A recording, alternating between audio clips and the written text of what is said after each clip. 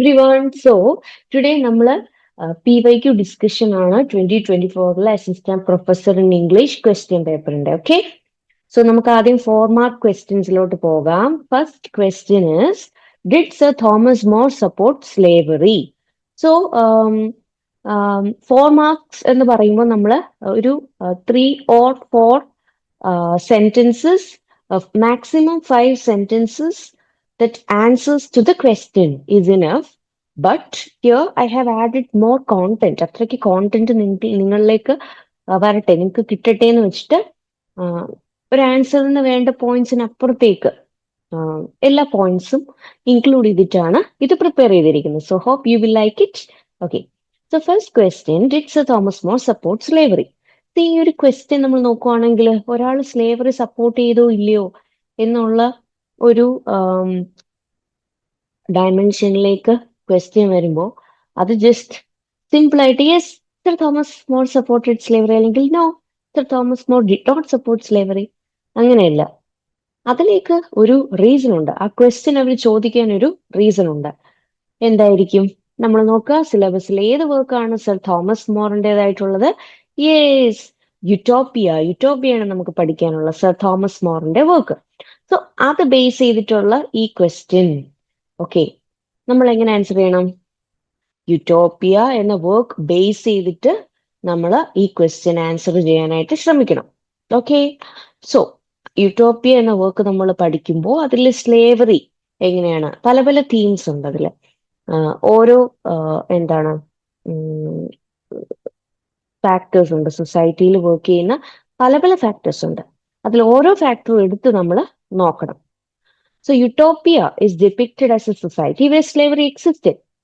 Okay, so നമ്മൾ Thomas മോറിന്റെ utopia നോക്കുമ്പോൾ ഇൻഡീഡ് അതിൽ സൊസൈറ്റി, അതിൽ യുട്ടോപ്പിയ എന്നുള്ള സൊസൈറ്റിയിൽ സ്ലേവറി എക്സിസ്റ്റഡ് ആണ്, ഉള്ളതായിട്ട് തന്നെയാണ് കാണിച്ചിരിക്കുന്നത്. പക്ഷേ it is presented as a form of punishment for serious crimes such as adultery. Okay, so അതൊരു പണിഷ്മെന്റ് ആയിട്ടാണ് അതിൽ കാണിച്ചിരിക്കുന്നത്. Did you understand? സിവിയർ ആയിട്ടുള്ള crimes, adultery was dealt as a serious crime. So അങ്ങനെയുള്ള ക്രൈംസിന് കൊടുക്കുന്ന പണിഷ്മെന്റ് ആയിരുന്നു slavery. The narrator Raphael Hythloday uses slavery as an instrument for restoring social order in the society. So അങ്ങനെയുള്ള ഒരു punishment കൊടുക്കുമ്പോൾ what happens? People refrain from repeating such crimes again. അങ്ങനെ നമ്മുടെ narrator was using the slavery as an instrument for restoring peace. It can be neither ascertained that Thomas More supported slavery not that he opposed it. അപ്പൊ നമുക്ക് direct ആയിട്ട് പറയാൻ പറ്റത്തില്ല Thomas More slavery support ചെയ്തിരുന്നെന്നോ അല്ലെങ്കിൽ അദ്ദേഹം അതിനെ oppose ചെയ്തെന്നോ നമുക്ക് ഡയറക്റ്റ് ആയിട്ട് ഒരു ആൻസർ അവിടെ നമ്മൾ അസേർട്ടൺ ചെയ്യാനായിട്ട്, നമുക്ക് ഉറപ്പിച്ച് പറയാനായിട്ട് സാധിക്കത്തില്ല. The work doesn't reflect any form of abolitionist sentiment. So abolitionism അല്ലെങ്കിൽ abolitionist മൂവ്മെന്റ് എന്താണ് പ്രൊപ്പഗേറ്റ് ചെയ്തത്? ലൈക്ക് സ്ലേവറിക്ക് എഗെയിൻസ്റ്റ് ആയിട്ടാണ്, അല്ലെ?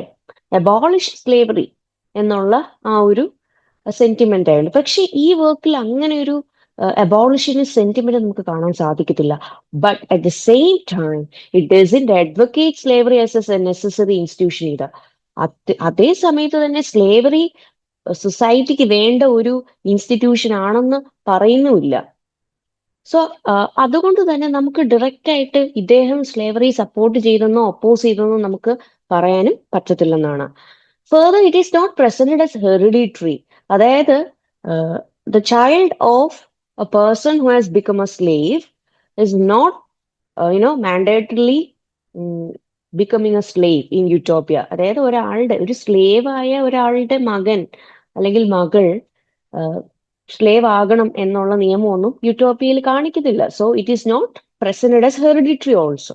അപ്പൊ ഇത് ശരിക്കും ഒരു ആംബിഗ്വിറ്റിയാണ്. That is Thomas More support ചെയ്തോ സ്ലേവറി അല്ലെങ്കിൽ ഒപ്പോസ് ചെയ്തോ എന്നുള്ളത് നമുക്ക് ക്ലിയർ ആയിട്ട് പറയാൻ പറ്റത്തില്ല. That is the perfect answer that you can give for this question.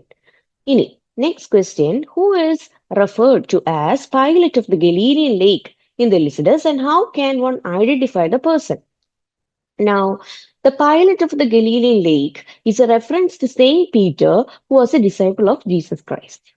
Okay, so direct ആയിട്ട് നമ്മൾ ചോദിച്ചിരിക്കുന്ന എന്താണോ അതങ്ങ് ആൻസർ ചെയ്യുക. ഓക്കെ, കൂടുതൽ ചിന്തിക്കാൻ പോകണ്ട. ഇതെങ്ങനെ പെർഫെക്റ്റ് ആക്കാം. Don't think about it, just go to the answer directly. So Saint Peter എന്ന് പറഞ്ഞ ജീസസ് ക്രൈസ്റ്റിന്റെ ഡിസൈപ്പിൾ ആയിരുന്നു. The pilot of the Galilean lake is a reference to him. He is identified through the biblical character of Peter as a fisherman at the lake of Galilee. There is another biblical allusion which states how Jesus handed him the keys of heaven to oversee the corrupt clergyman and administer divine judgment. Thus, Milton invokes St. Peter as the guardian of the church, combining scriptural allusion with poetic symbolism. അപ്പോൾ നമ്മുടെ biblical എല്യൂഷൻസ് ഒരുപാടുള്ള ഒരു വർക്കാണ് Lycidas.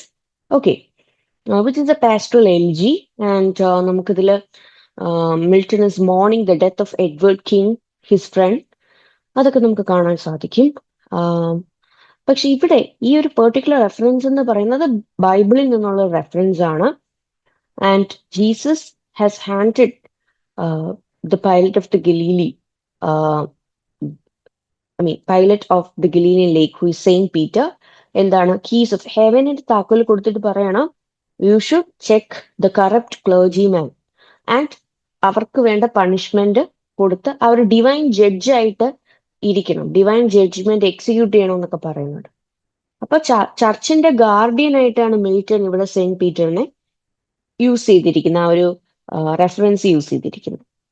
അപ്പൊ പോയറ്റിക്കൽ symbolism ഉണ്ട്, biblical എല്യൂഷൻസ് അല്ലെ scriptural എല്യൂഷൻസും combined ആയിട്ട് വരുന്നുണ്ട്.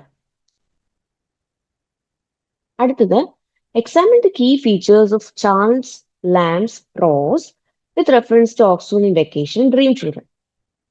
So when you hear Charles Lamb, what comes to mind first?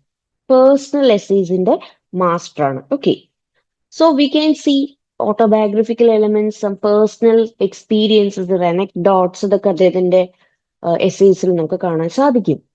And there are also facts, fantasy, fiction, pathos, ഒരുപാട് എന്താണ് സാഡ്ഫുൾ ഇവന്റ്സ് ഒക്കെയും വളരെ ഇൻഫോർമൽ കോൺവെർസേഷണൽ സ്റ്റൈലിലാണ് അദ്ദേഹം പ്രസന്റ് ചെയ്യുന്നത്. അപ്പൊ ഇവിടെ ചോദിച്ചിരിക്കുന്ന രണ്ട് വർക്ക്സ്, ഒന്ന് നമ്മുടെ ഡ്രീം ചിൽഡ്രനും രണ്ട് ഓക്സ്ഫോർഡ് ഇൻ വെക്കേഷൻ, രണ്ട് നമ്മുടെ സിലബസിലുള്ള വർക്ക്സ് ആണ്. അപ്പൊ dream children Reverie is a nostalgic reflection of the memories of his grandmother, Mrs. Field, as well as his imaginary children, John and Alice. അപ്പോ at the same time Oxford in വെക്കേഷനിൽ ഇദ്ദേഹത്തിന് Josh Dyer എന്നുള്ള ആ ഒരു front ഉണ്ടല്ലേ, ആ ഫ്രണ്ടുമായിട്ടുള്ള ആ ഒരു അക്വൈൻറ്റൻസും ഓക്സ്ഫോർഡിൽ അദ്ദേഹം വെക്കേഷൻ സ്പെൻഡ് ചെയ്തപ്പോൾ ഉണ്ടായിരുന്ന ആ ഒരു ബ്യൂട്ടിഫുൾ മെമ്മറീസും ഒക്കെയാണ്. As he wanders through the libraries in a state of idle reflection. അപ്പൊ ഒരുപാട് അക്കാഡമിക് ക്യൂരിയോസിറ്റിയിലല്ല, ബട്ട് ഹീസ് പോണ്ടറിങ്, വളരെ ഡീപ്പായിട്ടുള്ള ഒരു തോട്ട്ഫുൾ മെഡിറ്റേഷനിലൂടെയാണ് അദ്ദേഹം ആ ലൈബ്രറീസിന്റെ സ്റ്റെപ്സിൽ കൂടെ നടക്കുന്നത്, റാദർ ദാൻ ഒരു അക്കാഡമിക് ക്യൂരിയോസിറ്റിയിൽ കൊണ്ടല്ല. പക്ഷെ അദ്ദേഹത്തിന്റെ മനസ്സിലൂടെ പല പല തോട്ട്സ് പോകുന്നുണ്ട്. സോ ശരിക്കും ഈ രണ്ട് വർക്ക്സിലും നമുക്ക് അദ്ദേഹത്തിന്റെ ആ ഒരു ഫാക്ട്സ്, ഫിക്ഷൻ, പെത്തോസ്, വളരെ ഇൻഫോർമൽ കോൺവെർസേഷണൽ ഒരു പേഴ്സണൽ സ്റ്റൈലിൽ കാണാൻ സാധിക്കും. ഒന്നെന്ന് പറയുന്നത് ഒരു നൊസ്റ്റാൾജിയ, ഒരു മെമ്മറി ഒക്കെ പുതുക്കുന്ന രീതിയിൽ ഉള്ള ഒരു ഡ്രീം പോലെയാണ് അത് വരുന്നത്, ഒരു ഡ്രീം സീക്വൻസ് പോലെ. കാരണം ജോണും ആലീസും are not his real children, there nothing but figments of his imagination. Okay, പിന്നെ ഓക്സ്ഫോർഡ് ഇൻ വെക്കേഷനിലേക്ക് പോകുമ്പോൾ അതും അദ്ദേഹത്തിന്റെ ആ ഒരു എന്താണ് അക്വൈൻറ്റൻസ്, എന്താണ് ജോഷ് ഡയറുമായിട്ടുള്ള അദ്ദേഹത്തിന്റെ ബന്ധം, അതുപോലെ ഓക്സ്ഫോർഡിനെ എങ്ങനെയാണ് അദ്ദേഹം കണ്ടിരുന്നത്. He couldn't study in Oxford, but during vacation he was able to spend time there. So ആ ഒരു തോട്ട്ഫുൾ പ്രോസസ് ആണ് ഇവിടെ കാണിക്കുന്നത്. ഓക്കെ, നെക്സ്റ്റ് നമ്മളോട് കാരൽ ചേർച്ചിലിന്റെ പ്ലേ ടോപ്പ് ഗേൾസിന്റെ ടൈറ്റിലിനെ പറ്റിയിട്ടാണ് ചോദിച്ചിരിക്കുന്നത്. Explore the significance of the title of Carol Churchill's play Top Girls. So ഈ ഒരു ടോപ്പ് ഗേൾസ് എന്ന് പറയുന്ന ടൈറ്റിൽ ശരിക്കും ഐറോണിക് ആണ്. കാരണം it is about some women who have accomplished so many things in life, but at the same time they had to go through many sacrifices. അങ്ങനെ നോക്കുമ്പോൾ Top Girls ആണ്, but in order to become top they had to sacrifice so many things in life. അങ്ങനെ നോക്കുമ്പോൾ അതൊരു ironic title ആണ് അല്ലെ? അപ്പൊ ഇതിൽ മാർലീൻ എന്നുള്ള ക്യാരക്ടറാണ് top girls employment agency run ചെയ്യുന്നത്. And she's a perfect example of the female character who chooses a career over the responsibilities of motherhood. So motherhood എന്നുള്ള ആ ഒരു എന്താണ് റെസ്പോൺസിബിലിറ്റി, അതിനേക്കാൾ അപ്പുറത്തേക്ക് തന്റെ കരിയറിന് ഫോക്കസ് കൊടുത്ത ഒരാളാണ് മാർലി. അപ്പൊ ഈ ഒരു വർക്കില് എന്താണ് നമുക്ക് ഫെമിനിസ്റ്റ് തീംസ് ഒക്കെ കാണാൻ സാധിക്കും.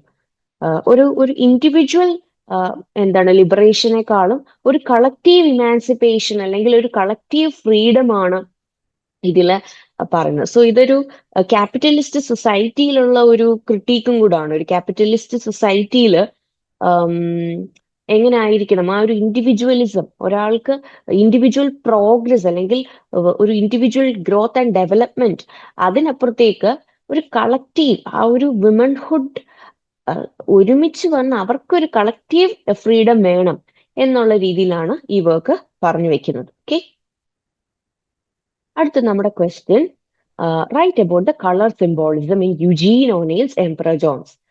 So first and foremostly Emperor Jones ഒരു എക്സ്പ്രഷനിസ്റ്റിക് പ്ലേ ആണ്. ഓക്കെ, ഒരു മോഡേണിസ്റ്റ് എന്താണ് പ്ലേസിൽ വരുന്ന മോഡേണിസ്റ്റ് പ്ലേ ആണ്. അതുപോലെ മോഡേണിസ്റ്റ് പ്ലേസിൽ എക്സ്പ്രഷനിസ്റ്റിക് ആയിട്ടുള്ള ടെക്നിക്സ് ഒരുപാട് യൂസ് ചെയ്യുന്ന ഒരു പ്ലേ ആണിത്. ഓക്കെ, സോ ഇതിൽ കളർ സിംബോളിസം എന്തിനാണ് അദ്ദേഹം യൂസ് ചെയ്യുന്നത്? So to depict the emotional outburst and inner turmoil that marks the journey of Brutus Jones.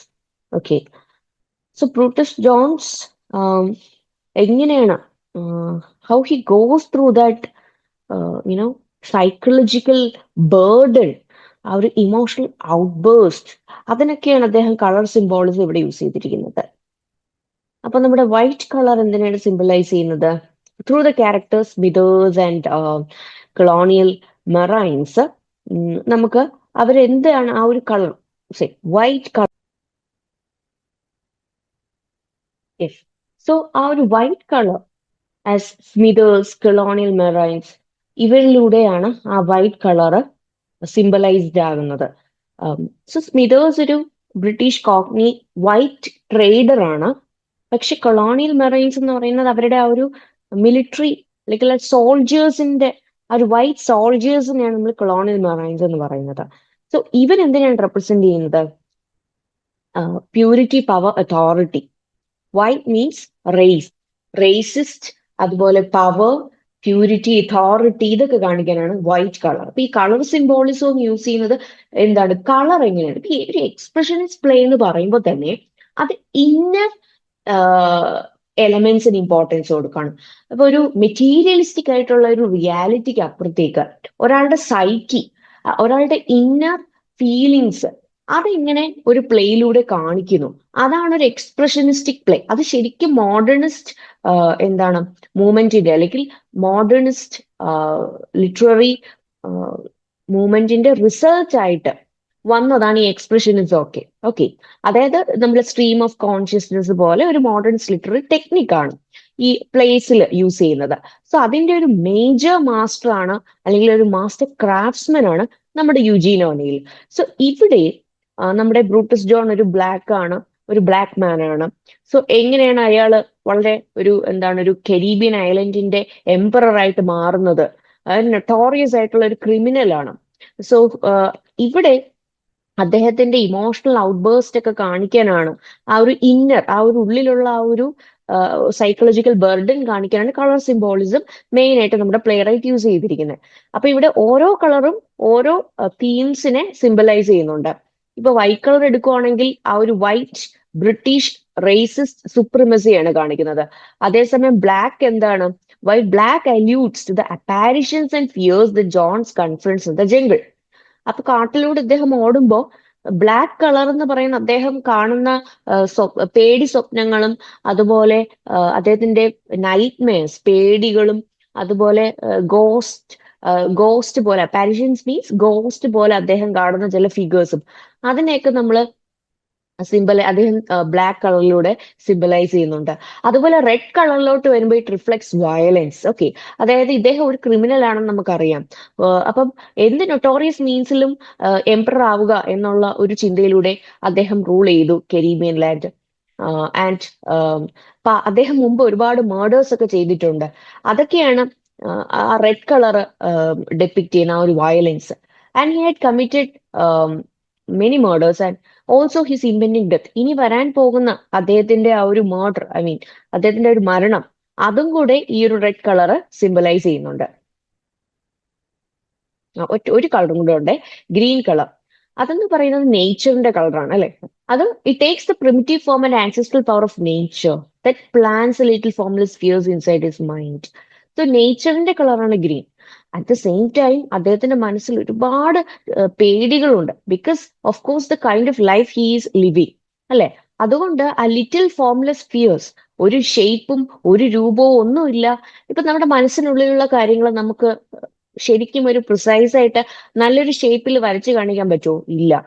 അപ്പൊ അത് തന്നെയാണ് ഇവിടെ പറയുന്നത്. നമ്മൾ കാണുന്ന സ്വപ്നങ്ങൾ, നമ്മുടെ മനസ്സിലൂടെ പോകുന്ന ചിന്തകൾ, ഇതൊന്നും തന്നെ നമുക്ക് വളരെ പെർഫെക്റ്റ് ആയിട്ട് നമുക്ക് വർണ്ണിക്കാനോ ഡിസ്ക്രൈബ് ചെയ്യാനോ ഒന്നും പറ്റത്തില്ല.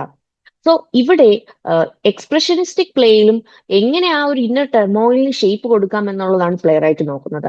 അതിനുവേണ്ടി അദ്ദേഹം കളർ സിംബോളിസം യൂസ് ചെയ്യുമ്പോൾ ഗ്രീൻ കളർ ഡെപ്പിക്ട് ചെയ്യുന്ന നമ്മുടെ ബ്രൂട്ടസ് ജോൺസിന്റെ ഉള്ളിലുള്ള ആ ഒരു ഫിയേഴ്സ് ഒക്കെയാണ്. അതുപോലെ തന്നെ നേച്ചറിന്റെ ആ ഒരു പ്രിമിറ്റീവ്, ആ ഒരു പഴയ ആ ഒരു പ്രിമിറ്റീവ് ഒരു സാവേജ് കൈൻഡ് ഓഫ് എക്സിസ്റ്റൻസും ആൻസെസ്ട്രൽ പവറും ഒക്കെ ഇവിടെ ഡെപ്പിക്റ്റഡ് ആവുന്നുണ്ട്. ഇനി നമ്മൾ നെക്സ്റ്റ് ഫോർമാ ക്വസ്റ്റ്യനോട്ട് പോവാണ്. Examine the childhood of the poet as explicated in Nissim Ezekiel in background casually. ഇത് നമ്മുടെ ഒരു പോയം, ഇന്ത്യൻ ഇംഗ്ലീഷ് പോയിട്രിയിൽ നിന്നുള്ള ക്വസ്റ്റ്യൻ ആണ്. സോ എങ്ങനെയാണ് നമ്മുടെ നിസിം എസെക്കിയേൽ തന്റെ ചൈൽഡ്ഹുഡ് ഈ ഒരു പോയത്തിൽ ഡെപ്പിക്ട് ചെയ്യുന്നതെന്നാണ് ചോദിച്ചിരിക്കുന്നത്. സോ ഇതിന്റെ ആൻസർ നോക്കിയേ. In his poem Background Casually, Nissim Ezekiel describes his childhood as shaped by the difference of treatment which he faced at school. അദ്ദേഹം സ്കൂളിൽ വളരെ വ്യത്യസ്തമായിട്ടുള്ള ഒരു treatment, like he was not treated like equal, but he was treated differently. He was beaten up by a Muslim boy just after he received a prize for his scripture. അപ്പൊ scripture റൈറ്റിംഗിൽ മിടുക്കനായിരുന്നു അദ്ദേഹം. എന്നാൽ അതിനുശേഷം ആ ഒരു മത്സരത്തിന് price കിട്ടിയതിനു ശേഷം, ഇതൊക്കെ പോയത്തിൽ വന്നിട്ടുള്ള കാര്യങ്ങളാണ് കേട്ടോ, പറഞ്ഞിട്ടുള്ള കാര്യങ്ങളാണ്. അദ്ദേഹത്തിന് ഒരു മുസ്ലിം ബോയ് ബീറ്റ് ചെയ്യുന്നുണ്ട് ആസ് എ ഫ്രൈറ്റൻഡ് ചൈൽഡ്. അപ്പം തന്റെ ചൈൽഡ്ഹുഡിൽ അദ്ദേഹം ശരിക്കും പേടിച്ചാണ് വളർന്നത്. The poet was vulnerable to the Hindu boys who treated him passively. അതുപോലെ ഹിന്ദു ബോയ്സ് എങ്ങനെയാണ് അദ്ദേഹത്തിനെ ട്രീറ്റ് ചെയ്തത്? വളരെ പാസീവായിട്ട്, ഇതുപോലെ എന്താണ് ഒരു ഒരു ഒരു ഈക്വൽ ആയിട്ട് കണ്ടിരുന്നില്ല. So he was a mugging Jew among wolves, which is a reference to the cultural alienation that he faced during his childhood. So ഇങ്ങനെയുള്ള ക്വസ്റ്റ്യൻസ് വരുമ്പോൾ പോയത്തിൽ നിന്നും മാക്സിമം എക്സാമ്പിൾസ് നമ്മൾ ആ ആൻസറിലേക്ക് ആഡ് ചെയ്യാൻ ശ്രമിക്കണം. എന്നാൽ മാത്രമേ നമ്മുടെ പോയിന്റിന് ഒരു ക്ലാരിറ്റി കിട്ടത്തുള്ളൂ. സോ ഒരു മഗ്ഗിങ് ജൂ ആയിരുന്നു വൂൾസിന്റെ ഇടയിൽ, ഒരുപാട് ചെന്നായ്ക്കൾക്കിടയിൽ ഉണ്ടായിരുന്ന ഒരു ജൂ. സോ അദ്ദേഹത്തിന്റെ ഒരു ജൂയിഷ് ആൻസിസ്ട്രിയും കൂടി ഇവിടെ ഒരു പ്രശ്നമായിട്ട് വരുന്നുണ്ട്. ഓക്കെ, അപ്പൊ എങ്ങനെയാണ് അദ്ദേഹത്തിന് മാറ്റി നിർത്തപ്പെട്ടത്? എങ്ങനെയാണ് അദ്ദേഹം ഏലിയനേറ്റ് ചെയ്യപ്പെട്ടത്? ആ ഒരു കൾച്ചറൽ ഏലിയനേഷൻ, ആ ഒരു റിലീജിയസ് ഏലിയനേഷൻ ഒക്കെ അദ്ദേഹത്തിന്റെ ചൈൽഡ്ഹുഡിൽ അദ്ദേഹം റിസീവ് ചെയ്ത ട്രീറ്റ്മെന്റിൽ നിന്ന് നമുക്ക് മനസ്സിലാക്കാൻ സാധിക്കും. ഓക്കെ, അടുത്ത question. Prepare a note on the fallacies of traditional approach to grammar. So traditional approach to ഗ്രാമറിൽ ഉണ്ടായിരുന്ന പോരായ്മകൾ എന്തൊക്കെയാണെന്നാണ് ചോദിച്ചിരിക്കുന്നത്. അപ്പൊ the traditional approach to grammar followed several fallacies. അതായത് ഒരു ലാംഗ്വേജിന്റെ പ്രത്യേകത എന്താണ്? അത് വളരെ ഡൈനാമിക് ആണ്, അത് വളരെ ഫ്ലെക്സിബിൾ ആണ്, അത് വളരെ ഡൈവേഴ്സ് ആണ്, വ്യത്യസ്തമാണ്. സോ അങ്ങനെയുള്ള ഇത് ശരിക്കും നമ്മുടെ മോഡേൺ ലാംഗ്വേജസ് എല്ലാം ഈ ക്യാരക്ടറിസ്റ്റിക് ഫീച്ചേഴ്സിനെ ഉൾക്കൊള്ളുന്നതാണ്. പക്ഷേ ഒരു ട്രഡീഷണൽ അപ്രോച്ച്, ഇതൊരു മോഡേൺ അപ്രോച്ചാണ്, പക്ഷെ ട്രഡീഷണൽ അപ്രോച്ചിൽ ഇങ്ങനെയുള്ള ഫീച്ചേഴ്സിനെല്ലാം ലിമിറ്റേഷൻസ് കൊണ്ടുവന്ന ഒരുപാട് പോരായ്മകളുണ്ടായിരുന്നു, ഒരുപാട് ഫാലസീസ് ഉണ്ടായിരുന്നു. അതിലൊന്ന് സെമാൻറ്റിക് ഫാലസി ആയിരുന്നു. അതായത് എല്ലാ വേർഡ്സിനും ഒരു ഫിക്സ്ഡ് മീനിങ് ഉണ്ടായിരിക്കണം, കോണ്ടെക്സ്റ്റ് അനുസരിച്ചോ മറ്റ് ഫാക്ടേഴ്സ് മാറുന്നതനുസരിച്ചോ അത് മാറാൻ പാടില്ല. അത് മീനിങ് വൈസ് ഉണ്ടായിരുന്ന ഒരു എറർ ആയിരുന്നു. അതാണ് സെമാൻറ്റിക് ഫാലസി. ഇനി ലാറ്റിനേറ്റ് ഫാലസിയിലേക്ക് വരുമ്പോൾ എന്താണ്?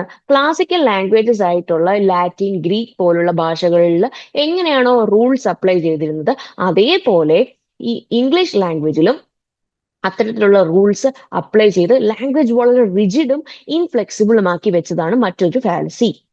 ഓക്കെ, നെക്സ്റ്റ് നമ്മൾ പറയുന്നത് ഒരു 4 ഫാലസീസ് പറഞ്ഞാൽ മതിയായിരിക്കും ഫാസ്റ്റ് ആയിട്ട്, കാരണം നമുക്ക് 4 മാർക്കിന്റെ ക്വസ്റ്റ്യൻ ആണ്.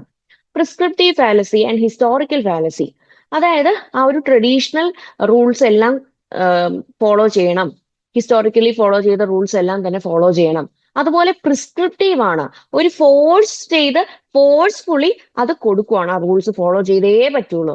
ഇതെല്ലാം എന്താണ്, നമുക്ക് ട്രഡീഷണൽ അപ്രോച്ച് ടു ലാംഗ്വേജിന്റെ ഫാലസീസ് ആയിട്ട് പറയാം. സോ ഇത്തരത്തിലുള്ള പ്രിൻസിപ്പിൾസ്, പണ്ടുണ്ടായിരുന്ന പ്രിൻസിപ്പിൾസിനെ ബേസ് ചെയ്തിട്ടുള്ള ഈ ഒരു അപ്രോച്ച് കംപ്ലീറ്റ്ലി മോഡേൺ ലാംഗ്വേജസിനെ നെഗ്ലക്ട് ചെയ്തിരുന്നു. അതുപോലെ തന്നെ മറ്റൊരു ഫാലസി എന്ന് പറയുന്നത് the traditional approach also favours writing over speech. Okay, റൈറ്റിംഗിനായിരുന്നു സ്പീച്ചിനെക്കാളും കൂടുതൽ ഇമ്പോർട്ടൻസ് കൊടുത്തിരുന്നത്. അത് തന്നെ ഏറ്റവും വലിയൊരു എററാണ് അല്ലെ. നമുക്ക് കമ്മ്യൂണിക്കേഷനിൽ ഏറ്റവും അത്യാവശ്യമായിട്ട് വേണ്ടത് എന്താണ്, ഓറൽ എന്താണ് സ്കിൽസ് ആണ്. മീൻസ് സ്പീക്കിങ്ങിനുള്ള സ്കിൽസിനാണ് ഏറ്റവും കൂടുതൽ ഇമ്പോർട്ടൻസ്. അതവിടെ കംപ്ലീറ്റ്ലി റിജക്ട് ചെയ്യപ്പെട്ടിരുന്നു. അതുകൊണ്ട് തന്നെ സ്പീച്ചിൽ യൂസ് ചെയ്യുന്ന പല സ്ട്രക്ചേഴ്സും അവിടെ ഇഗ്നോർ ചെയ്യപ്പെടുകയാണ് ഉണ്ടായിരുന്നത്. Did you understand? Okay, next four mark question എന്ന് പറയുന്നത് evaluate how the author defends and defines the romantic concepts on poetry in Biographia Literaria chapter 14. So നമ്മുടെ കോളേജിന്റെ ബയോഗ്രഫി ലിറ്റററി ചാപ്റ്റർ 14 നമുക്ക് സിലബസിൽ പഠിക്കാനുണ്ട്.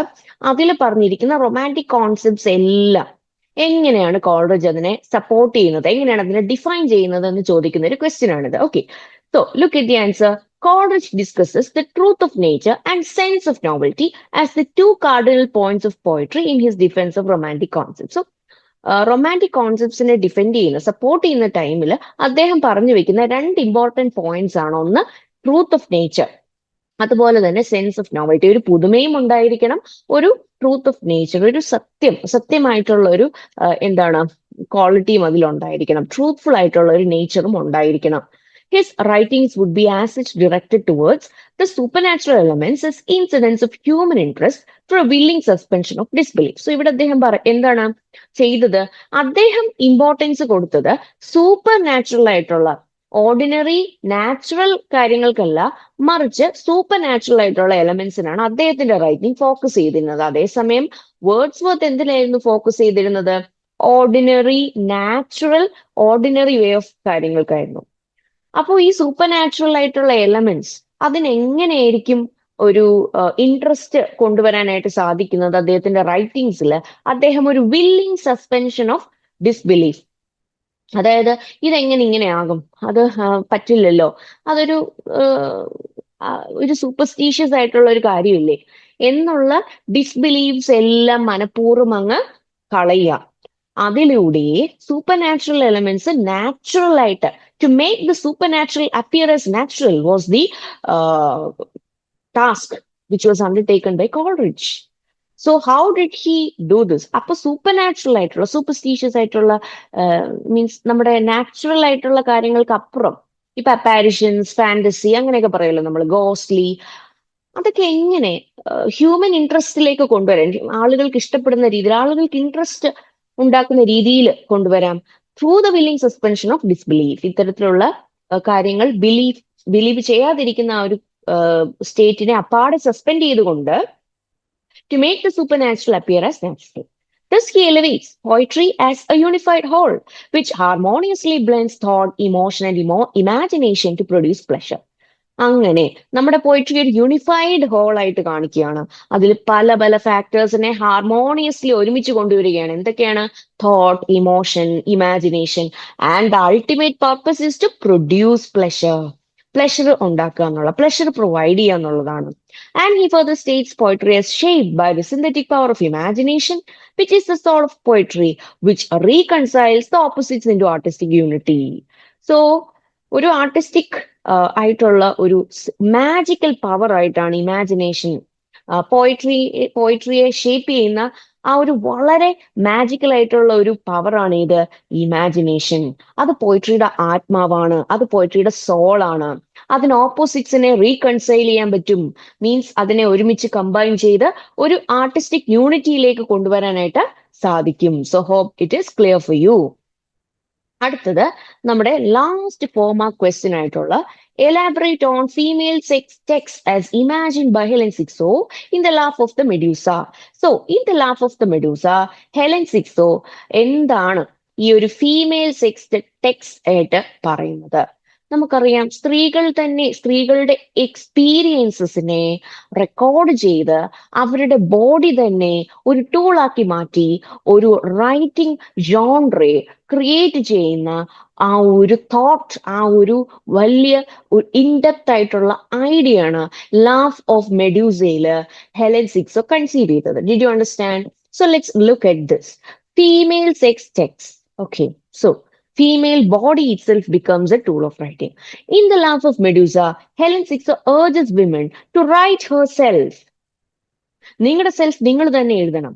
It voices the need for female sex text through the theoretical concept of ecriture feminine. Yes, ഈ ഒരു concept, ഈ ഒരു എക്രിച്ചർ feminine എന്നുള്ള കോൺസെപ്റ്റ് തന്നെ ഒരുപാട് ഇമ്പോർട്ടൻ്റ് ആയ ഒരു കോൺസെപ്റ്റ് ആണ്. നമ്മൾ ഫെമിനിസ്റ്റ് സ്റ്റഡീസ് എടുത്ത് നോക്കുകയാണെങ്കിൽ അതിൻ്റെ എന്താണ് ഇമ്പോർട്ടൻസ് എന്താണെന്ന് വെച്ചാൽ, സ്ത്രീകൾ തന്നെ അവരുടെ എക്സ്പീരിയൻസസ്, അവരുടെ സെക്ഷുവാലിറ്റി എക്സ്പ്ലോർ ചെയ്യുന്ന റൈറ്റിങ്സ് അവരുടെ ലീവ്ഡ് എക്സ്പീരിയൻസസിലൂടെ അവർ കൊണ്ടുവരണം എന്നാണ് പറയുന്നത്. അല്ലാതെ മറ്റുള്ളവർ പറയുന്നതല്ല അവരുടെ എക്സ്പീരിയൻസസ്, അല്ലെങ്കിൽ അതാകരുത് കാനോണിൽ, ലിറ്റററി കാനോണിന്റെ പാർട്ട് ആകേണ്ടത്. മറിച്ച് അവർ തന്നെ they have to write their selves and create the writings, and it should be the part of the canon. അപ്പൊ ഈ എക്രിച്ചർ ഫെമിനിൻ എന്ന് പറയുന്നത് it is a fluid non linear style of women writing their bodies by challenging the phallocentric logic. So patriarchal systems അല്ലെങ്കിൽ phallocentric logic where the phallus which is the reproductive organ of male, അതിന് supremacy കൊടുക്കുന്ന dominant ആയിട്ടുള്ള patriarchal സ്ട്രക്ചേഴ്സിനെതിരായിട്ട് സ്ത്രീകൾ വളരെ fluid ആയിട്ട് ഒരു rigid power സ്ട്രക്ചേഴ്സിനും അടിമപ്പെടാതെ, ഒരു ലീനിയർ സ്റ്റൈലും ഫോളോ ചെയ്യാതെ, വളരെ കെയോട്ടിക് ആയിട്ട്, വളരെ ഫ്ലൂയിഡ് ആയിട്ട് അവരുടെ ബോഡീസ് റൈറ്റ് ചെയ്യാണ്. ശരിക്കും ഈ ഒരു സ്റ്റൈലിനെയാണ് എക്രിച്ചർ ഫെമിനിൻ എന്ന് പറയുന്നത്. They are exploring their bodies, they are exploring their sexuality. So it presents the new women as creating her own writing as rooted in female experience. Did you understand? And ഈ ഒരു റൈറ്റിംഗിൽ indulge ചെയ്യുന്ന സ്ത്രീയെ Helen Cixous വിളിക്കുന്നത് the new women എന്നാണ്. She is writing so many things and it is rooted in female experience. Helen Sixo subverts the patriarchal construct of the mythical figure of Medusa by presenting her as a symbol of female emancipation. അപ്പൊ Greek മിത്തോളജിയിൽ Medusa is a very terrible figure, ഒരു വളരെ terrifying ആയിട്ടുള്ള ഒരു female, ആര് കണ്ടാലും പേടിക്കുന്ന ഒരു ടെറിഫൈങ് മിത്തിക്കൽ ഫിഗർ ആണ് മെഡ്യൂസ. അപ്പൊ അങ്ങനെയുള്ള മെഡ്യൂസയെ ഇവിടെ പേട്രിയാർക്കിയെ കളിയാക്കാനായിട്ട്, പേട്രിയാർക്കൽ സ്ട്രക്ചറിനെ സബ്വേർട്ട് ചെയ്യാനായിട്ട് മനഃപൂർവ്വം ഹെലൻ സിക്സോ സിംബോളിക്കലി യൂസ് ചെയ്യുകയാണ് as A female tool of emancipation. സ്ത്രീകൾക്ക് വേണ്ട ലിബറേഷൻ, സ്ത്രീകൾക്ക് വേണ്ട ഫ്രീഡം പോർട്രേ ചെയ്യാൻ വേണ്ടിയിട്ട് ഈ ഒരു ക്യാരക്ടറിനെ മനഃപൂർവ്വം ഇവിടെ ഹെലൻ സിക്സോ പ്ലേസ് ചെയ്യണം. ഓക്കെ, ഷീ ഈസ് ടെറിഫൈങ് ആണെന്ന് ആളുകൾ പറയുന്നു, പേട്രിയാർക്കി പറയുന്നു, അവരെ കളിയാക്കുന്നു, അവരെ അങ്ങനെ ഒരു ഒരു ഒരു ഒരു ടെറിഫൈങ് ഫിഗർ ആയിട്ട്, അല്ലെങ്കിൽ ഒരു ആബ്ജക്റ്റ് ആയിട്ട്, വെറുപ്പുളവാക്കുന്ന ഒരു ഇതിലേക്ക് കൊണ്ടുവന്ന് പ്ലേസ് ചെയ്തിരുന്നതിനെ എടുത്തിട്ട് ഹെലൻ സിക്സോ വളരെ ബോൾഡ് ആയിട്ടുള്ള, കറേജിയസ് ആയിട്ടുള്ള, സ്ത്രീകൾക്ക് ഫ്രീഡം വേണം, അതിന്റെ ഒരു സിമ്പിൾ ആയിട്ട്, like I am terrifying and that is my strength എന്നുള്ള രീതിയിലേക്ക്, and that is who I don't care what others talk about me. I am terrifying, I am bold, and that is why I stand as a symbol of freedom എന്നുള്ള രീതിയിൽ reimagine ചെയ്യുവാണ് Helen സിക്സോ. So ഇങ്ങനെയാണ് അവർ ഈ ഒരു female sex text ഈ the laugh of മെഡ്യൂസയിൽ explore ചെയ്യുന്നത്. So I hope it is clear for you. So അതിലൂടെ നമ്മുടെ 4 മാർക്ക് ക്വസ്റ്റ്യൻസ് എല്ലാം എങ്ങനെയാണ് ജസ്റ്റ് ഒന്ന് ആൻസർ ചെയ്യുന്നതെന്നുള്ള ഒരു ഐഡിയ നിങ്ങൾക്ക് കിട്ടി കാണുമല്ലോ. So that completes our first part of PYQ. In the next part, we will be discussing about the 5 mark questions, which are only 2. രണ്ടെണ്ണേ ഉള്ളൂ. പിന്നെ some 6 mark questions also. So hope you were able to follow my class. Thank you.